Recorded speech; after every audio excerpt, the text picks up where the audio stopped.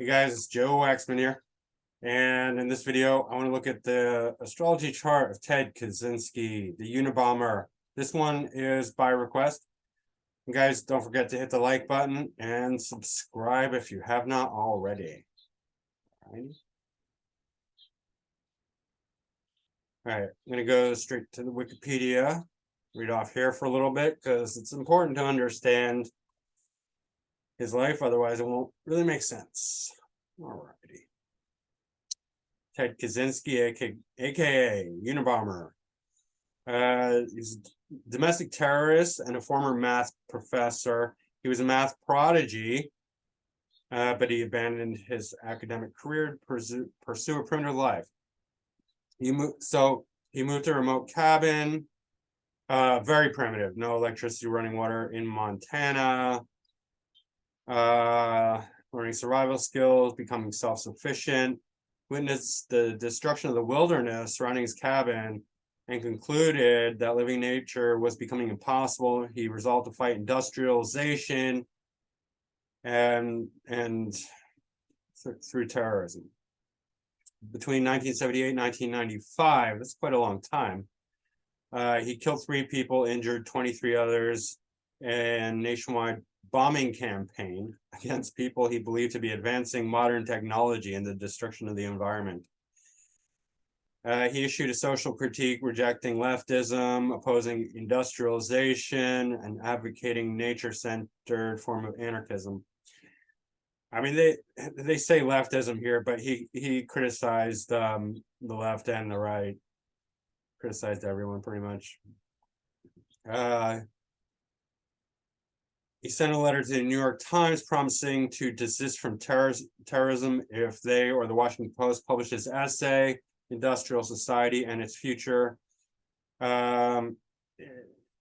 argued his bombings were extreme but necessary for human freedom and dignity by modern technologies.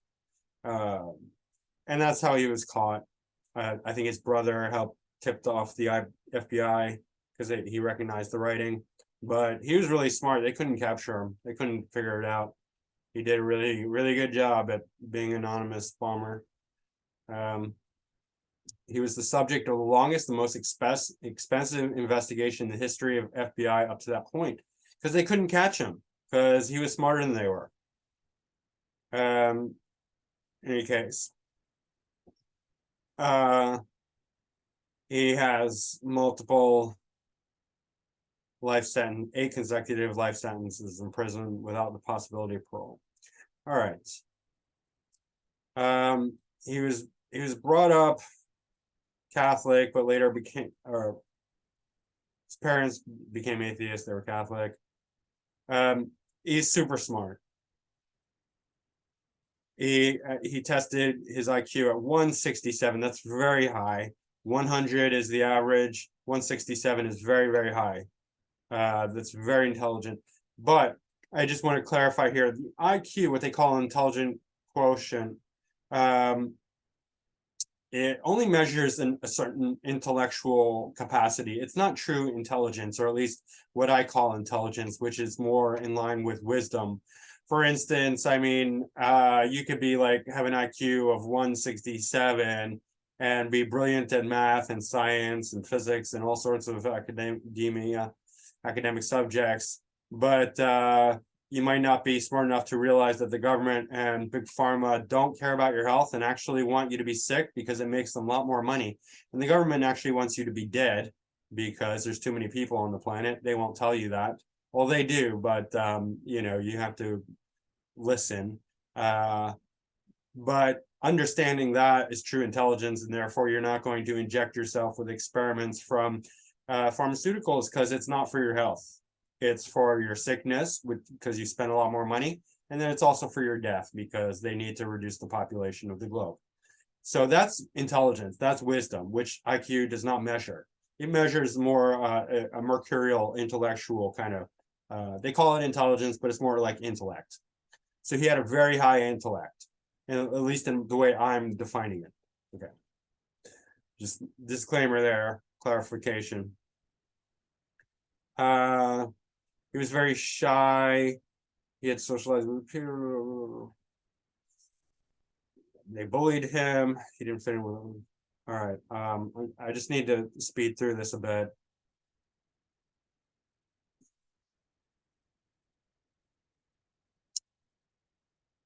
Ted was exceptionally intelligent. They're calling it intelligent, but it's intellect. That's what I call it. Yeah. He excelled academically. And people say he was very, very shy. He was always regarded as a walking brain, so to speak, because super intellectual, but no real social life, no social skills.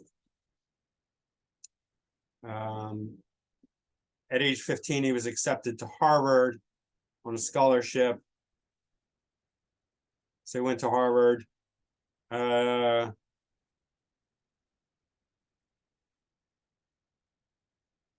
Very intelligent, but socially reserved. He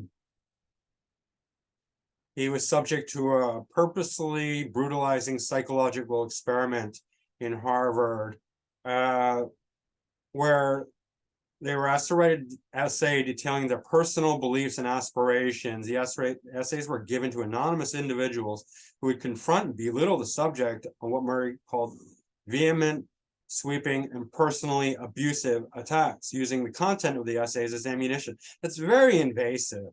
That's like, the equivalent would be like getting naked and then having somebody anonymous totally degrade, be verbally abusive, verbally assault your naked body, or something like that, right?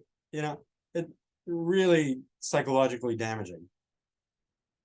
Electrodes monitored the subject psychologically. This is even worse because you're revealing your innermost beliefs and thoughts, and then somebody at random, you're very cold-heartedly with no personal interaction, no personal connection, just tries to debase everything that you wrote, everything that you believe in. The experiment lasted 3 years. Expressions of anger and rage were later played back to them repeatedly. It's like along the lines of MK Ultra. Kaczynski spent 200 hours as part of the study. Attributed the hostilities for mind control techniques, blah, blah, blah, Project MK Ultra. In any case, very cruel, very awful study.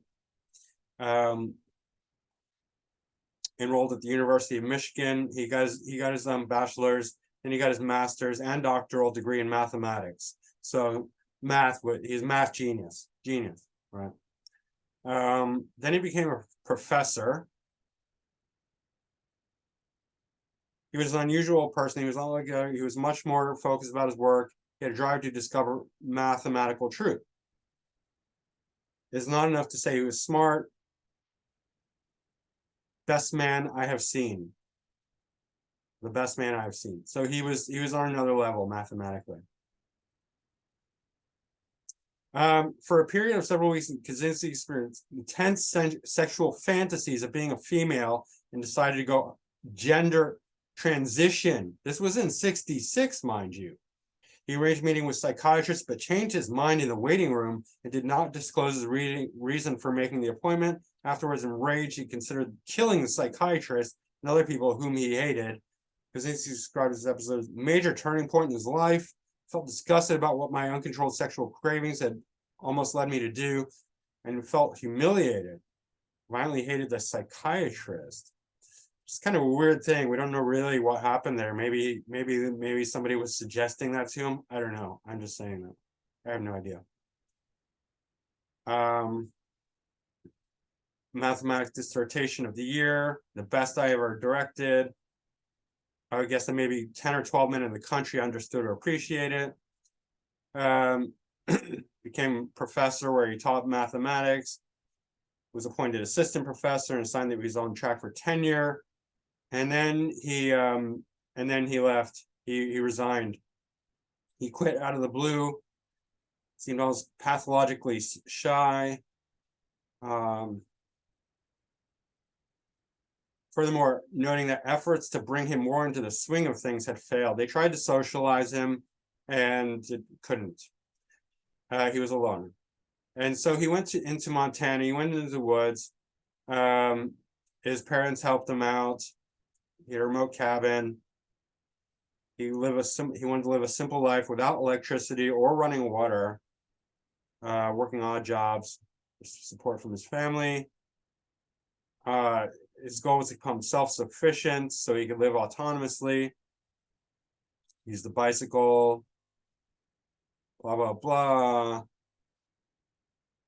All right, so his house contained a bed, 2 chairs, storage trunk, gas stove, and lots of books.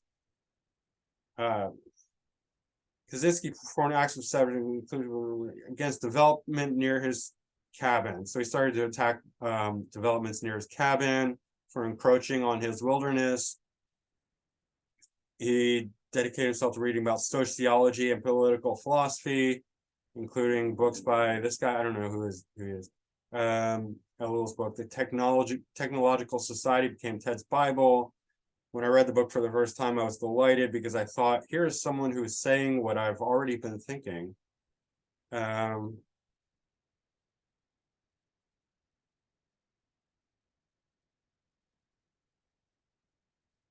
Okay, here he describes how he wanted to get revenge. I'm not going to read the whole thing, but you can read it. Need some peace. I went back to the pub. Where I found that they had put a road right through the middle of it. You just can't imagine how upset I was. And then he decided to get revenge. He was visited by his father, who was impressed with Ted's wilderness skills. Ted's father was diagnosed with lung cancer. And then his father committed suicide by shooting himself in his home, which is crazy. Like, they don't really say much about that, but that's got to be hurtful. That's got to be harmful. But that was already after he started, so that's not really the cause. He was already doing bombings. It's not related. Probably just added to it. And then he did all these bombs. And he purposely left misleading clues. He was very careful. Like, this guy's an intellectual genius. He carefully avoided leaving fingerprints and just misdirected them all over the place, leaving notes. And this very hard to find clues that made it look like they were accidental and whatnot. We already talked about the manifesto, and so that's pretty much it. Then he was caught, obviously. So I'm not going to read all of it. Let's go to his astrology. Again, it's super validating for astrology when you read about somebody like this and then you see their chart and you compare the two. It's amazing. That's why I do this. I love it. People do not really recognize, not enough people recognize how accurate astrology is, but like if they did, we could do so much more in life. It's absolutely amazing. It really is. First of all, Mercury's in Gemini, conjunct the ascendant. This is, I would say, this is either the best or second best combination for Mercury that you can have. Obviously not Jupiter here. Jupiter should, for even better, is Jupiter should be removed. But Mercury in Gemini conjunct the ascendant. Mercury gains directional strength when it's conjunct the ascendant in the first house and in Gemini. So the alternate best position for that would be Mercury in Virgo conjunct the ascendant, right? If it was a Virgo ascendant, Mercury right here, without Jupiter again. But this is super, super intelligent, right? And then he's got a whole Gemini stellium. So he's Geminian, like fully on. The intellectual mind is like super powered here, right? Because not only is it Gemini stellium, but you have the sun and, well, the main thing is Mercury in Gemini. Normally Jupiter would not be good for Mercury, and it's not here either, but because Mercury in Gemini is so strong that Jupiter here is secondary, right? the main planet, the main strength is coming from Mercury, so Jupiter secondary, and Jupiter in Gemini, obviously. So for philosophy, religion, spirituality, that sort of thing is diminished, right? Jupiter's taken a back seat, but it's still there, right? He wrote his manifesto, which is a Jupiterian thing, but because Jupiter is still influential, but it's coming from a small place. It's not really big enough. He's not really getting the big picture. Take Kaczynski, because obviously it's like, yeah, he's a mathematical genius, but and he's concerned about a lot of things, but the way to do it is not to start a terror campaign of bombing. Like, that's not really, that's getting, that's not seeing the forest through the trees, which is what Jupiter needs. That's what Jupiter is good at, is seeing the forest through the trees, seeing the big picture. He would have been much more influential had he started writing books. Just spend the rest of his life writing books, getting it out there and teaching, right? That would have been far more influential. But he didn't do that, and he could have. His manifesto was, they were actually saying it was very well written for the most part, and it was right up there in line with a lot of the other philosophers and whatnot. So he could have taken that route, and he would have been far more influential, because I think I want to say that his heart was in the right place, because he was concerned, even though if it was still, like, it's worth, pursuing his mindset, his philosophy, because we, thinking is important, and questioning and challenging, and not just going with the status quo, and just be like, if anyone thinks we're not going in the right direction and they can put it out there eloquently, they should. What's wrong with that? Right. Any case, for the intellect, right here, that's so super telling. And then as well, Sun and Uranus and Saturn in Gemini, 0 degrees in the 12th house, right? I mean, a lot of times you have people in the 12th house that are very outgoing: actors, actresses, artists, musicians, writers, politicians, people who's on the front stage. So that's why one of the things that about the 12th house that people get confused about, it's still in the, it's, arguably in the first house if you take it whole sign house, but it's 21 degrees away from the ascendant. So a lot of 12th house activity here. But because first lord, you just look at all the planets where they, they're all gathered towards this side of things, right? Near the sun, towards the ascendant, none on the 7th, 6th, 7th, 8th side of things, where that's this is the area of others, right? And as well as these are the signs of not, these are not the signs of other, these are not other signs, these are self signs, right? So loner, because ascendant lord's right conjunct the ascendant, so all his energy is going into him. And then his sun, the main significator of personality, of ego, of worldly connection, is in the first whole sign house, but in the 12th quadrant. So there's nothing coming out. There's no energy really coming out towards socialization, towards being with others, and that's problematic, because there's too much energy going into him inside, right? First, 12th, first, second, right? We're getting some 3rd and 4th activity here as well, but and then with North Node and Virgo, that is, service to others. So there's some of that, right? But not nearly enough. Far too isolated, far too reserved. And then, with Sun conjunct Saturn, that's even more so. Saturn creates fear, restriction, restraint, hard work, discipline, structure, right? He wanted to go live in a cabin in the woods with nothing. Like, how many people want to do that? Very, very, very few people, right? I can understand communities wanting to return back to nature, but most of those communities want electricity, want running water, want internet, want modern, technologies.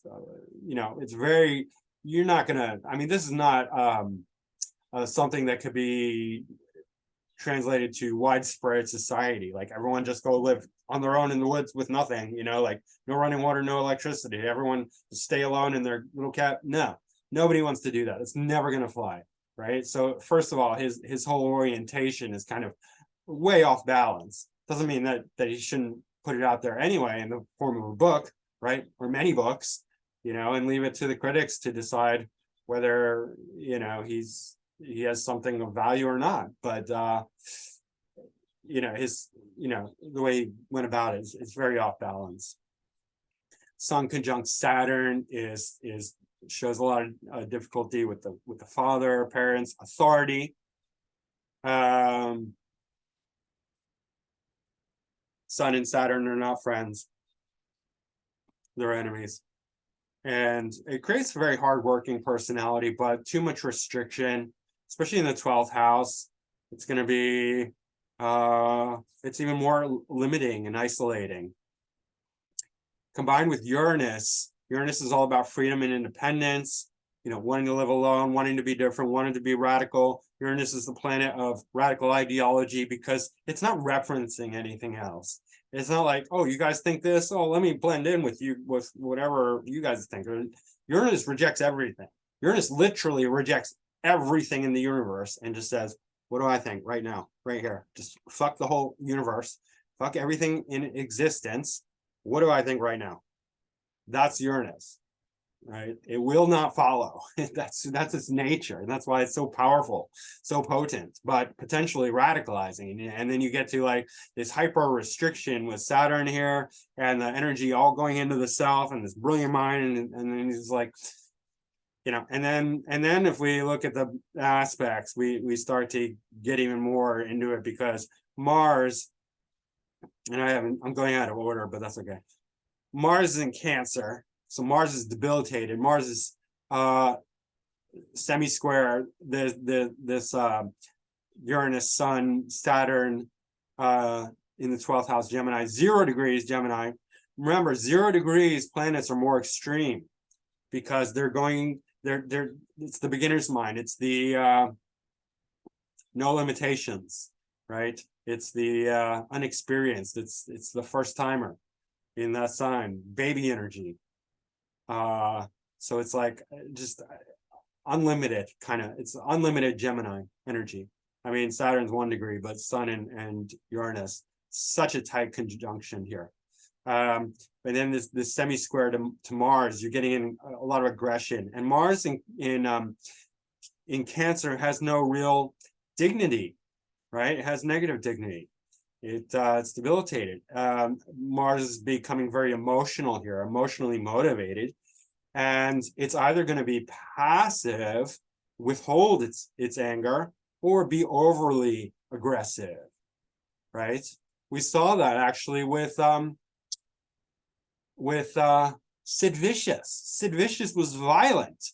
Sid Vicious attacked people brutally, like hitting them with broken bottles or guitars or bricks or rocks, right? He was violent. That's Mars in Cancer, a violent, an actively, outwardly aggressive Mars in Cancer. Mars in Cancer can also be like, withheld and suppressed, right? But because, with these planets, Mars in bad aspect to Saturn is violent and aggressive. Mars in bad aspect to Uranus is explosive. Uranus is where we're getting the explosive energy, the explosive nature. And the square to Mars in poor dignity, sorry, semi-square. Yeah, that's a very aggressive, explosive combination, right? That's fairly obvious. Mars is also ruling the 6th house of conflict, competition, of fighting, and the 11th house. The 11th house of groups, networks. So he's not comfortable with groups, right? And Venus is in poor dignity here, opposite its rulership in Libra and in Aries. So it's kind of like this is a selfish Aries, right? Really just, Venus, sorry, selfish Venus. I said selfish Aries. So Venus in Aries really just is a go-getter in as far as like Venus, as far as their Venusian desires and wants. People with Venus in Aries, typically, and this is not so with him, but like if they have a love interest, they really just go for them in a very pointed Aryan fashion. It's kind of aggressive Venus. And it being in the 11th house is not so good for friends and networks, groups. And being square to this Mars as well, difficult, because Mars, I mean, in the one hand, Mars rules Aries, so it's good that Venus has this. And probably when he was younger, that allowed him to have some success in college and, teaching, being a teacher, but it just wasn't enough. It wasn't energetically enough to change the direction of, all this energy going into the first house and 12th house towards himself, right? And this square shows dissatisfaction. Venus is our joy, right? It's not so good for Mars here. It makes him more angry that, he just can't make it in groups, even though he wants to. Venus is our joy, it's our leisure. So there's a lot of desire here to be involved in groups and networks, but he just couldn't fit in, right? And so that was probably fueling this more, this debilitated Mars, semi-square, this explosive combination of Sun, Uranus, and Saturn. Very Aquarian as well, right? Because Saturn and Uranus both rule Aquarius, fellow air signs. So this is becoming, very eccentric, very out of the box thinking, cool, super duper intellectual, right? Saturn and Uranus are, Saturn's quite scientific. Uranus is also scientific, but out of the box and inventive. And then Jupiter here is bringing in the philosophical element, like, yeah, super good at math, right? But that wasn't enough for him. And now he's philosophizing and he's thinking and he's like, about the world. And that's why he writes this manifesto. But again, Jupiter and Gemini, not very strong. It's not, yeah, I mean, Jupiter rules Sagittarius, so it's in detriment here. Jupiter and Gemini is it's a small-minded Jupiter, so he's only able to philosophize and think about things that are like, ultimately not very big, right? The destruction of nature and overdevelopment, too much progression, right? Saturn rules that restriction, that conservative mindset, and that's very conjunct Sun. Sorry, excuse me. And also Uranus for the freedom, for the independence, the isolation. Well, Saturn is more about isolation. Uranus is just about independence and freedom and lack of restriction. And 12th house is about isolation as well. 12th house is about foreign lands, exotic, living alone, being isolated, all that. So we are seeing a very strong 12th house pull here. Moon's in Leo, right? And so that is actually, that's quite good for being more social, creative, confident. And you would think that would help him out a lot. And it probably did help him function in society for as long as he did in school and whatnot, but it wasn't enough. It was not enough. And there's a nice trine to Venus. That's quite good as well. But apparently, like, it just wasn't enough, especially, I think, in the first half of his life, jumping around a little bit, but I'm just trying to make sense. South Node in Pisces and in the 10th whole sign house, 10th quadrant. So that's very good for being in the public, being out in the world. And I think that carried him through school and his early professor years, South Node in Pisces, right? That allowed him to be more relaxed, and more open and more accepting. Pisces is very passive, right? It really soaks in its environment. It takes on other people's energies. therefore, it's going to be much more open and accepting of society and its ways and all that. So he did the whole social, society thing, going to school, getting his master's, and get more than his master's, maybe professorship, and then as he got older, Virgo. Now Virgo is much more uptight, right? Virgo is much more critical. Virgo, I mean, my moon is in Virgo, right? So I know Virgo. Virgo is very critical. Virgo is very sharp and even more intellectual. It's much more serious than Gemini. Both Virgo and Gemini are Mercurial ruled. I'm a Gemini sun and Venus, but Gemini loves to have fun. Gemini is the jokester, the trickster. Aquarius is the most funny, has the best sense of humor, but Geminis are nonstop. Like Geminis always just want to have fun, but Virgo doesn't. Virgo is intellectual, sharp, critical, and it's too uptight to really have that much fun. I'm not saying Virgos can't have fun, but it's just not as much a part of its nature. Virgo is much more serious, and Virgo is puritanical, right? And so somebody with their North Node in Virgo is going to become much more, strict, hardworking, focused about, serious things, serious matters, keeping things clean, keeping things pure, reserved, and that's Saturn, which rules fellow Earth sign Capricorn, is playing into this. It's doubling now the strictness, the reservedness, the restriction, the structure, the hardworkingness. That's all being accentuated here in the fourth house.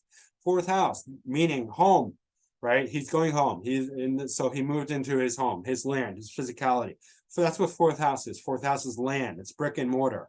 Obviously, it can mean wood in this case, right? But I mean physical residence, home, homeland. He's concerned with all those things, right? And so that's very obvious that he became, home and Virgo, right? The intellect and critical, being hypercritical and puritanical, right? Needing to have his home be very pure, wilderness, no electricity, no running water, right?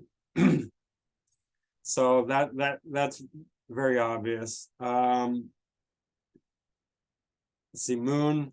There's not many. The moon doesn't really have any bad aspects. It has a nice trine to Venus. That's quite good, and a sextile to ascendant and Mercury, and so that's actually helping out with that's making him much more smart, much more intellectual, because Mercury is the intellect, tying into the moon nicely, where moon is the mind as well, and allowing these two to work harmoniously together to be able to express and convey and to connect the dots between the two aspects of his intellect, the Mercury and the moon, right? The moon is the mind, the inner mind. And Leo is quite good. Leo is quite capable intellectually, creatively. Leo is quite capable in just about everything. It's not a specialist, Leo. It's just very broad and well-rounded and capable, right? Virgo is more specialistic, and other signs. I'm not going to go through all the signs, but in any case, so that's quite good. Right, that's not really problematic, and it's in the third whole sign house, conjuncting the IC. So bring in third and fourth house elements. Third house for intellect, short distance travel, that sort of thing. This is enhancing his intellectual capabilities, right? And then we get this Pluto. Doesn't seem to be making any negative aspects like you think about. I thought I was looking at this Pluto, I was like, what's the Pluto doing? Because we do see that he wants revenge, and that's a big part of his motivation. Part of that is this Mars. Mars is the co-ruler of Scorpio, so some of that revenge with this hard aspect to the Sun, Uranus, and Saturn semi-square here, that that you could say is pretty vengeful. This Pluto is conjunct Chiron, and Chiron's not really making any bad aspects either, except to South Node. I'm not taking that to be too serious, but maybe it is. Maybe that did have a significant first half of his life. Could be, quite painful socially. And he might have been overly bullied and subject to those psychological experiments. But Pluto and Chiron together, I think, is something, and it's in the third house. Friends, siblings, there were issues. He had a brother, and there were issues. I think his brother he worked for his brother, and his brother fired him at one point. I'm not sure what for, but something very painful here, because Pluto and Chiron together, right? Both on their own, if they're not badly aspected, it's okay. But conjunction can be a difficult aspect as well, especially with planets like these. So I do think this is some sort of psychological wound. Third house is a very psychologically sensitive house. Plus Moon is here. It's not super close, but that does feel like a wound to me. Psychological woundedness right here. And it is being disposited. It is disposited by the sun. The sun ruling it. And so the sun has the bad aspect to Mars, Saturn, Uranus. I mean, Uranus to the sun is brilliant, right? That shows a true independent thinker, radical, but maybe not overly radical, hopefully. Sun conjunct Uranus can be great. It can be very, very intelligent. And Sun conjunct Saturn, I think, it can work. A lot of authority, depends on the sign.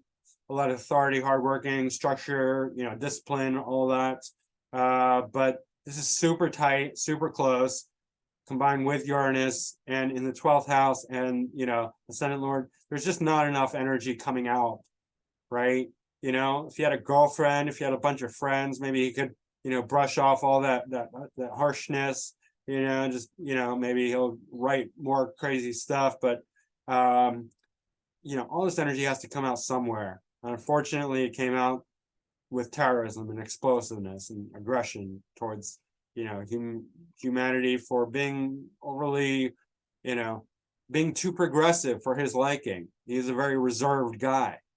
North Node in Virgo, Ascendant Lord conjunct the Ascendant, Sun conjunct Saturn in the 12th house, right? And Uranus, radical, semi-square Mars, right? And then there's this as well. Neptune is in Virgo, and it is square Jupiter. So his philosophy is becoming very imaginative and slightly delusional, in fact, because actually Neptune's not in good dignity in Virgo because it's the co-ruler of Pisces, right?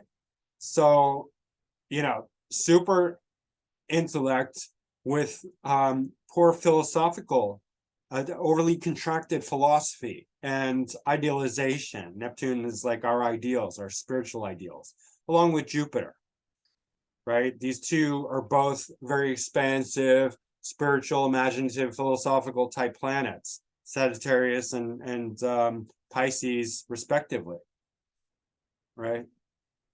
So they're dealing with a very big view of life, a very expansive view, but it's overly contracted. So it's not a healthy, it's not a healthy philosophy. It's not a healthy ideal.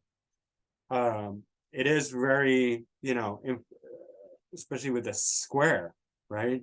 This is an unhealthy philosophy, an unhealthy connection to God, an unhealthy relationship with, philosophical understanding of life. I mean, can't really get more clear about, this guy does not have a good, he's not a philosopher. He's not. He's taking his own philosophy far too serious. He's not a good philosopher. He's smart, super intellectual, but he needs somebody to guide him. And he needs, he's in jail now, and that's one of the things that 12th house represents, is jail, unfortunately. fourth lord going into the 12th. His home is in isolation, right? Especially with North Node in the fourth house. It's in the Virgo side, but the fourth cusp, the IC, is in Leo. Sun rules Leo, it's in the 12th. Isolation. Living in the woods in isolation, living in jail in isolation. So maybe, maybe a monastery. Maybe if he had just committed himself to religion, that would have been good. Go be a monk.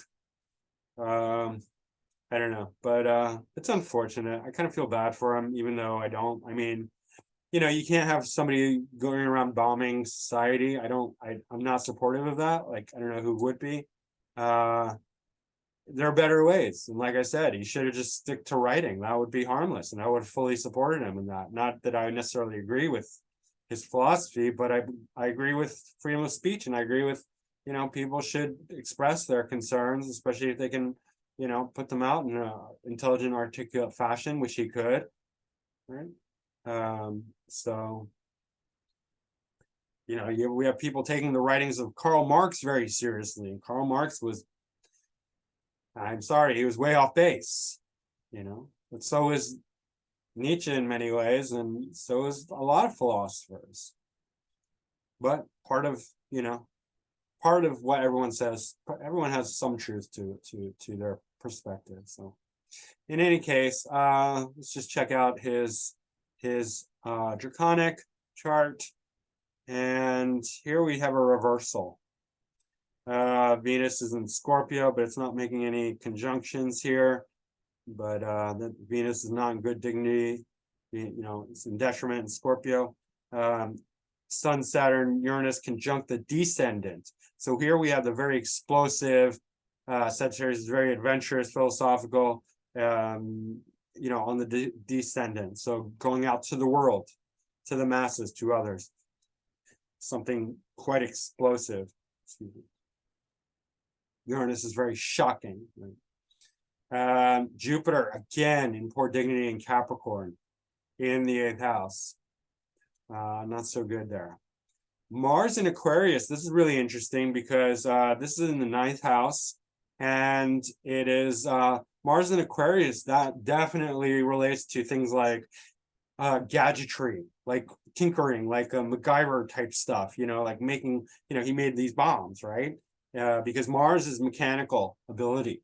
Mars is there. It's relating to the physicality, and Aquarius is very inventive, technological. So this really makes sense, actually.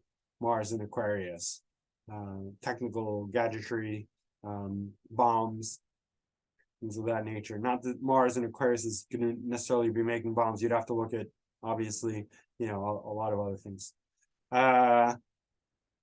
Pluto in Aquarius, again, for the, the creative, intellectual creativity, right?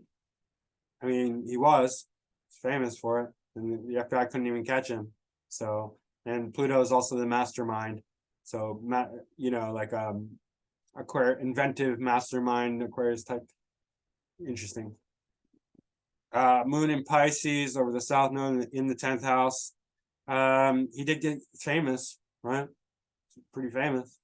I'm talking about him. So 10th house for public notoriety, public recognition. Moon,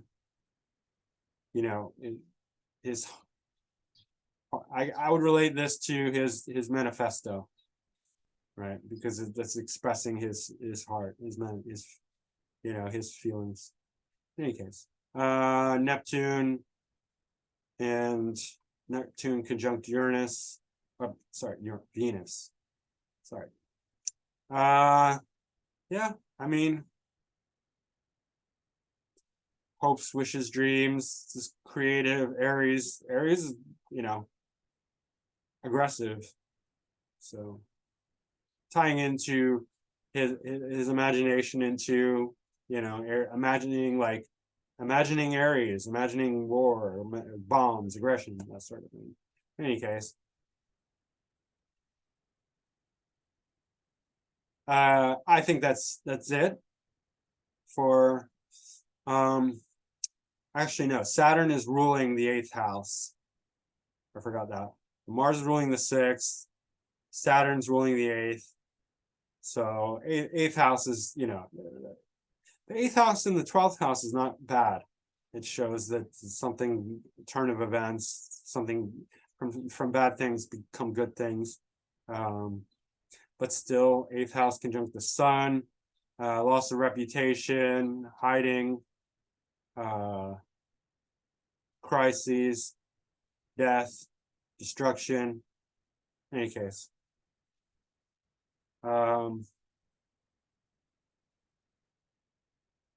yeah, all his social outlets were sort of blocked, right? Because you got Venus and poor dignity in the 11th, the ruler Mars and poor dignity and square each other. So 11th house is no good. 7th house is no good because Jupiter is in Gemini. Jupiter is good in the 1st house. It gains directional strength here, just like Mercury does. So it's actually good for teaching. Like he would be an excellent teacher, right? Even though there were some complaints about him, I think he just needed a lot more help socially. But yeah, that's not Jupiter and Gemini. And then 3rd house, Leo, it's conjunct Saturn, right? 3rd house ruler, friends here. The ruler is conjunct Saturn, so it's restricting, even though it's in Gemini. So good for intellect. And then Pluto and Chiron is here as well in the 3rd. That's also not good for friends. So all the social outlets were blocked, unfortunately. All right, I think that's it. Guys, I hope you enjoyed this. That was Ted Kaczynski, the Unabomber. Don't forget to hit the like button. Subscribe if you haven't already. Leave a comment down below if you like. Book a reading with me. My website is macroastrology.com. My email is macrogoldmachine@yahoo.com. And that's it for now. All right, thank you. Bye.